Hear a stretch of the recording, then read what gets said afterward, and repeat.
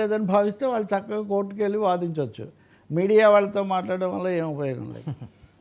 సరే ఏంటి ఏపీ హైకోర్టులో రాంగోపాల్ కోరటట ఆర్జీవీ మీద నమోదైన కేసు విచారణపై హైకోర్టు స్టే 2019లో విడుదలైన సినిమాపై ఇప్పుడు ఫిర్యాదు చేయడం ఏంటని ప్రశ్నించిన హైకోర్టు గుంటూరు సిఐడి పోలీసులు నోటీసును సవాల్ చేస్తూ హైకోర్టును ఆశ్రయించిన రాంగోపాల్ ఏంటి ఆర్జీవీ గారికి ఊరట? మీరు ఏమన్నా జోక్యం చేసుకున్నారేమో. వర్మగారు మీకు మంచి మిత్రుడు కదా. ఇప్పుడు ఆర్జీవీ మీద ఈ కేసు నిజంగా ఈ కులాలు ఇవన్నీ కూడా పెరిగిన పరిస్థితుల్లో ఆ టైటిల్లోనే పేరు అది కమ్మరాజ్యంలో కడప రెడ్డిలో ఏదో టైటిల్ పెట్టారు. జగన్ గెలవగానే అప్పుడు చాలా చిటికెల మీద సినిమాలు తీసారు రామగోపాల్ వర్మ. అదో సినిమానో నిజమో మనం న్యూస్ బులెటినో సినిమానో తెలియనట్టుగా ఆ పాత్రలు ఉంటాయి. కాకపోతే వర్మ దగ్గర ఉన్న టాలెంట్ ఒకటే, చూడ్డానికి దాదాపు దగ్గరగా ఉండే పాత్రధారులను ఎంపిక చేసి తీసుకొని వస్తాడు. అలాంటి ఒక వాతావరణం తీసుకొని వస్తాడు. కానీ అప్పుడే అభ్యంతరం వచ్చింది. సెన్సార్ బోర్డు అభ్యంతరం పెట్టిన తర్వాత ఆ కులం పేర్లు తీసేసి కడప రాజ్యంలో అమ్మ బిడ్డలు ఏదో ఇట్లాంటి కడప అమ్మ రాజ్యంలో కడప బిడ్డలు అని దాని పేరు టైటిల్ మార్చి దాన్ని విడుదల చేశారు. అవేం పెద్దగా ఆడేవి కాదు. అదేదో ముందుగా వసూలు చేసుకున్నదే మిగులుతుంది ఆయనకు. మిగిలిన నిర్మాతలకో లేకపోతే ఎవరికేం మిగలదు. అది అయిన తర్వాత ఇప్పుడు కేసేశారు. ఇప్పుడు నిజంగా ఈ ప్రశ్న ఉత్పన్నం అవుతుంది. సెన్సార్ సర్టిఫికేట్ తీసుకొని టైటిల్ మార్చుకొని విడుదలయ్యి 5-6 ఏళ్ళు గడిచిన సినిమా మీద ఇప్పుడు కేసు ఏంటి? అసలు ఇప్పుడు కొత్త పనులు, కొత్త విషయాలు, కొత్త నేరాలు, కొత్త తప్పులు ఏం జరగడమే లేదా? ఎంతసేపటికి 2019, 2024 మధ్యలో జరిగిన వాటిని ఇంకా తవ్వి ఆ కేసులు తీస్తుంటే ఇది ఎక్కడికి పోతుందని.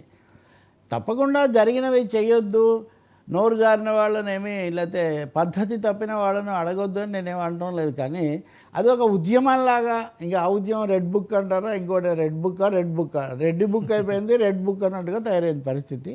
మొత్తానికి వర్మకు ఊరట వచ్చింది. ఊరట అంటే 2 వారాలే. ఈ 2 వారాల్లో పరిశీలించడానికి కోర్టు 2 వారాలు తీసుకుంది. ఈ ప్రశ్న కూడా వేసింది.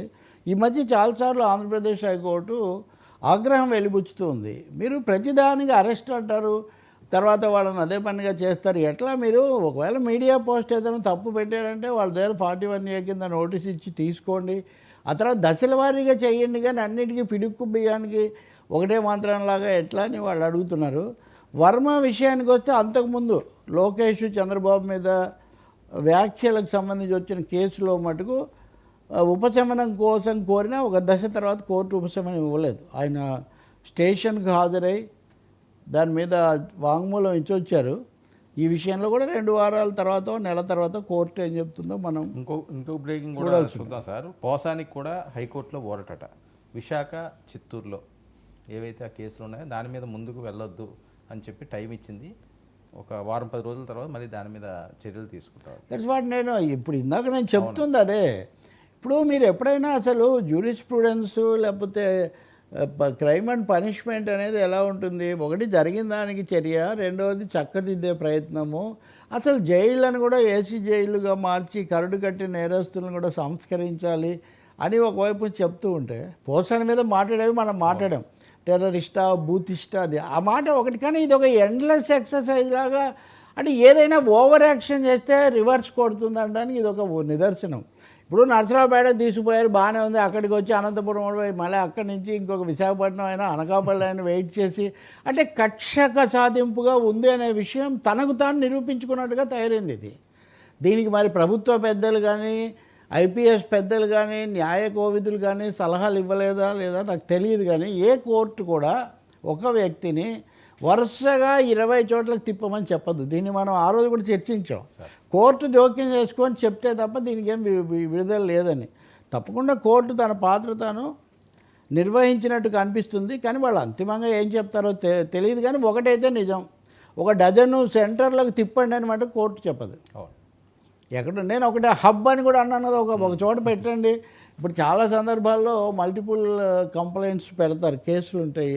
బట్ ఒక చోట విచారించండి. కాబట్టి పోసాని మాట్లాడిన తీరు బాగాలేదని విమర్శ, చేసింది బాగాలేదని విమర్శ ఎంత ముఖ్యమో పోలీసులు కూడా దీన్ని కొంచెం శృతి మించి లాగడం వల్ల ఈ పరిస్థితి వచ్చింది. ఇప్పటికైనా వాస్తవికంగా చేస్తే చాలా మంచిది. ఈ ఒక్క విషయంలోనే కాదు, మిగిలిన విషయాల్లో కూడా. లోకేష్ కూడా యువనాయకుడు, ఆయన అసలు బుక్కుల శాఖ మంత్రి, ఎందుకంటే ఆయన విద్యాశాఖ ఇది చూడాలి కాబట్టి. సో రెడ్ బుక్ కొన్ని రోజులు పక్కన పెట్టి ఈ మిగిలిన బుక్కులను కూడా చూస్తే రాష్ట్రానికి మేలు జరుగుతుంది కొంచెం. సార్ మరొక ఇంట్రెస్టింగ్ ఇష్యూ సార్ ఈరోజు టాపిక్ తోడల్లుల కలయిక. ఇది కూడా బుక్కులే.